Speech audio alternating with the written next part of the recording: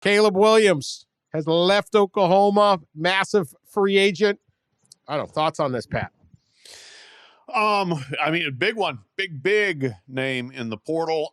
I don't blame him. I perfectly understand it. I mean, this is a guy that came to play for Lincoln Riley, played for Lincoln Riley. Lincoln Riley left. Dan, as you put it, I mean, he was following the example set by his school and his head coach and finding an opportunity he deemed to be better.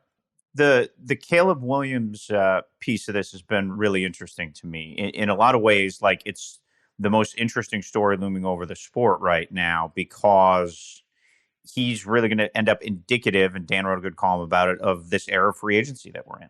I think 10 years from now, we'll remember Caleb Williams as being a transformative figure in the shift to players having the power now. Yeah, look, this is about business. Yeah. Caleb Williams is in the quarterback business.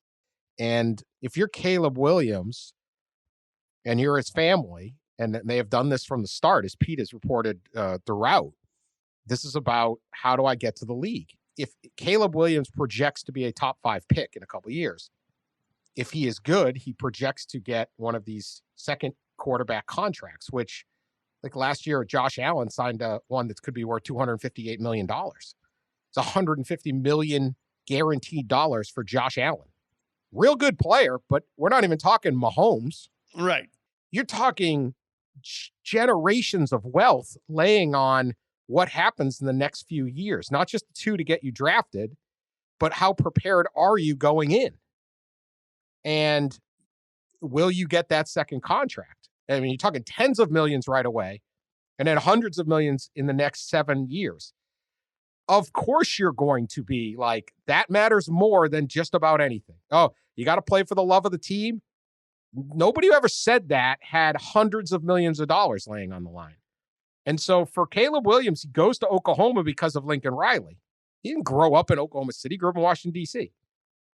He didn't go to Oklahoma to watch the sunset over the oil fields. If you were Caleb Williams, where would you go?